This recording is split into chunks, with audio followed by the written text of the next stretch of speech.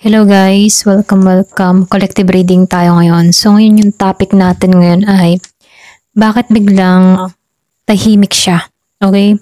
Ano yung tunay na dahilan sa likod ng no contact? Ayan. Give me the message. Bakit biglang tahimik siya? Ano yung tunay na dahilan sa likod ng no contact? Ayan. Give me the message. Bakit biglang tahimik siya? Ang tunay na dahilan sa likod ng no contact. Give me the message. Bakit biglang tahimik siya? Ano yung tunay na dahilan sa likod ng no contact? Okay?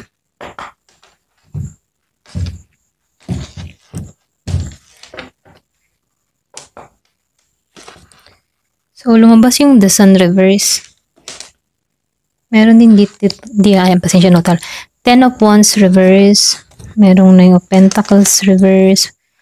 Seven of Pentacles reverse. So, talagang meron ditong death. Lahat naka-reverse, ano? So, lumabas ang Nine of Wands. Ito lang yung nag-upright. So, meron ditong the Hierophant reverse. So, meron ditong Seven of Wands upright. So, merong Strength reverse. So, nakikita ko dito, no, may pinagdadaan ng matindi tong tao mo. Ayan. So, meron akong nakikita dito na Aries, Leo, Sagittarius. Meron din dito na Virgo, Taurus, Capricorn. Merong Leo. Merong Sagittarius, Taurus. Meron din dito na more ano siya, more earth sign and fire sign. Yung iba sa inyo pwedeng meron kang kadiling na ganito. So, nakikita ko dito halos lahat fire sign and earth sign, okay? So, hindi halos lahat makaka-resonate. Pwedeng meron kang ganitong person or pwedeng siya to or pwedeng energy, okay? Energy. Kung wala man dito yung zodiac sign ng person mo, energy yung babasahin natin, okay? So, dito lumabas agad yung The Sun reverse. So, nakikitaan ko dito, may malinaw na mensahe na merong pagkawala ng sigla at liwanag sa connection ninyo. So, ibig sabihin, maaring nawalan siya ng clarity o inspirasyon, okay? So, parang hindi niya na alam kung saan siya tutungo sa relasyon ninyo at sa connection nyo, okay? So, nakita ko dito, merong na-disappoint o hindi natupad yung mga inasahan niya, kaya pinili niyang munang manahimik dito, okay? Merong na-disappoint. Yung iba sa inyo na-disappoint tong tao mo sa'yo, ganyan. So, dito, nakikitaan ko dito, no, dahil lumabas din yung Ten of Wands reverse dito. Then, sinabayan pa ng Nine of Pentacles reverse and Seven of Pentacles reverse. So, itong tatlong card na to, lahat naka-reverse, okay? So, dito, nakikitaan ko dito, nagsawa na siya sa bigat ng sitwasyon. Ganon yung energy niya rito. Nakakaramdam siya ng pressure or pagod na emotionally. So, parang gusto niya munang bitawan yung bigat, okay?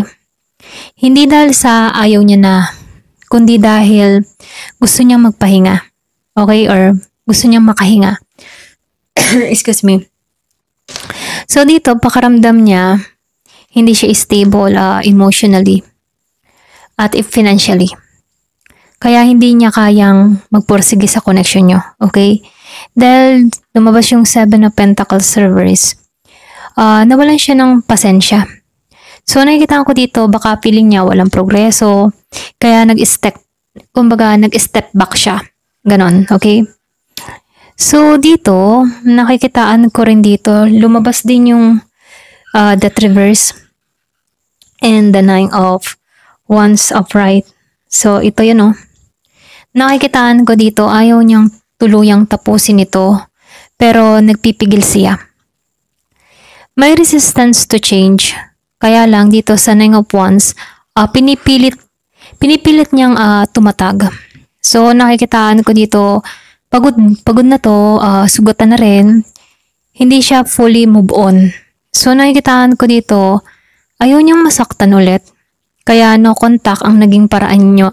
Kumbaga, no contact yung naging paraan niya para protektahan yung sarili niya rito. Okay? So, dito, nakikitaan ko dito sa the Hierophant reverse, lumabas siya. And the Seven of Wands upright dito. Okay? So nakikita ko dito, pinili ng tao na to na sumunod sa tama o prinsipyo. Kahit ba mahirap, maaring may paniniwala siya na kailangan niyang magpakatatag muna or ayusin ang sarili bago makipag-ugnayan ulit, ganon. So dito, lumabas yung Seven of Wands upright. Nakikitaan ko dito na ipinaglalaban niya. Pinaglalaban niya ngayon yung boundaries niya. Kumbaga, meron siyang pinupot na boundary para din sa kanyang sarili. So kung dati siya laging available, ngayon gusto niyang ipakita na may limit din siya. Okay? So dito, lumabas tong Strength reverse and Ten of Pentacles reverse dito. Pareho ulit siyang naka-reverse. Dito makikita na hindi siya emotionally stable ngayon. Dahil lumabas yung Strength reverse dito. Nakikitaan ko dito, nawalan siya ng lakas. Kumbaga, nawalan siya ng confident. Pwedeng sa makikipagharap sa'yo or wala siyang mukhang maiharap sa'yo. Okay? So, lumabas din dito yung Ten of Pentacles reverse. So, nawalan siya ng lakas at maaaring may problema din siya pagdating sa kanyang pamilya, karera, o pangmatagalang plano. Okay? So, lumabas din dito yung Knight of Pentacles reverse and the Knight of Wands reverse. So, pareho to. So, nakikita ko dito yung stuck energy. Wala siyang direksyon o motivation. Kaya, imbis na makipag-communicate, pinili niya na tumahimik na lang para magpahinga sa mga gulo o pressure, okay? So, nakikita ko dito, yung final card. Lumabas dito yung Knight of Wands reverse. Deep inside, itong tao na to, meron siyang attraction sa'yo. Meron pa rin siyang passion sa'yo, pero impulsive siya. Gusto niyang bumalik pero may takot na maulit yung dati. Ito yung tipo ng energy na gusto kong kumilos pero di ko alam kung tama pa. Okay? So, nakikitaan ko dito, tahimik siya, hindi dahil wala nang pakialam. Pagod siya sa cycle ninyo. Okay? So, lumabas kasi yung Ten of Wands reverse. Napapagod na siya dito. Okay? Piling niya walang direksyon o progress sa Seven of Pentacles reverse. Dito, okay? May inner conflict siya. May takot sa pagbabago. Kasi lumabas yung Death of reverse. So, nakikitaan ko dito, gusto niyang ayusin muna yung sarili. At boundaries niya. Okay? Pero may apoy pa rin yung puso niya sa'yo.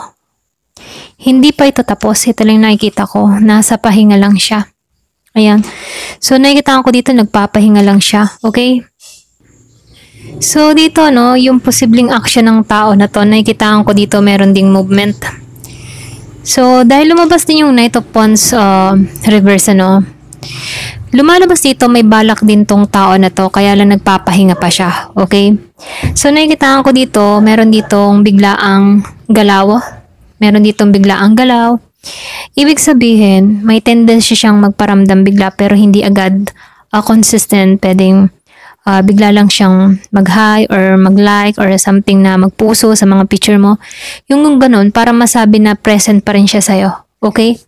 So, maaaring isang mensahe, reaction, ganyan.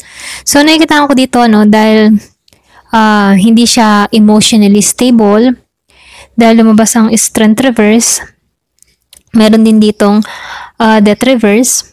So, mabilis din siyang mag-withdraw ulit kapag hindi siya sigurado sa reaction mo. For example, halimbawa, nag-message siya tapos hindi maganda yung message mo sa kanya. Bigla ulit siyang aalis. Okay? Ganun yung energy niya dito. So, dahil lumabas na yung The Hierophant and Seven of Wands dito, nakikitaan ko dito, gusto muna niyang maging matatag bago kumilos sa'yo. Ayan. So, nakikitaan ko dito yung energy ng person mo ganito.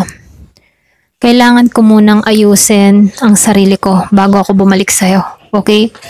So, kahit may urge siya sa na mag-message, okay? Yung kahit may nag-uudyok siya na mag-message sa'yo, pinipigilan niya muna yung sarili niya.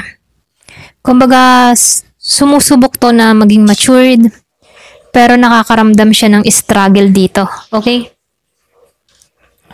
So, dito, lumabas din dito yung kanina, Nine of Wands reverse and Knight of Pentacles reverse, okay? Ayan, dito, no? So, nakikitaan ko dito, no? Magpupumilit siyang magpakatatag at hindi magpakita, pero binabantayan ka pa rin ng tao na to. Pagdating sa social media, kumbaga nagigilang siyang matalino, okay? So, nakikitaan ko din dito na dito sa Nine of Wands, siya yung tipo ng tao na alerto. Okay, dito sa Nine of Wands. Siya yung tipo ng tao na alerto kahit wounded or kahit nasasaktan na. Ibig sabihin, nakatingin pa rin siya sa direction mo kahit di siya kumikilos. Okay? Kumbaga, nakikita ko dito nakatuon pa rin siya sa'yo. Lumabas yung death kanina, no, ito. So, nakikitaan ko dito may unfinished business pa sa inyong dalawa. Kahit ba nung pilit ng tao nito na makamoving on, ganyan, bumabalik pa rin siya sa isipan mo. Okay? Kaya malaki yung chance na kapag nagkaroon siya ng lakas ng loob dito, kasi lumabas yung strength reverse, wala pa siyang lakas ng loob sa panahon ngayon. Pero pag naibalik niya yung tapang at lakas ng loob niya, magpaparamdam to or magre-reconnect sa'yo. Okay? Pero ito, yung recover dito, no, after ng emotional and financial. Kasi sa panahon ngayon, meron pa tong problema pagdating sa kanyang pera at maging sa kanyang nararamdaman dito. Okay? So, tahimik muna siya dito pero hindi sarado yung puso niya. So, nakikita ko dito may posibilidad na pagbabalik o pagpaparamdam pero hindi pa ngayon. So, nakikita ko rin dito kailangan niya munang may balik yung confident at direction niya para sa'yo. Okay? So, yung nakikita ko dito, tamang timing, ganyan, dahil lumabas ang Knight of Wands energy, bigla na lang siyang lilitaw ulit, ganun. Parang kabote, okay? Biglang susulpot, biglang magpaparamdam, magugulat ka na lang, ganun, okay? Ayan, hanggang dito na lamang po. Thank you for watching. Love and peace.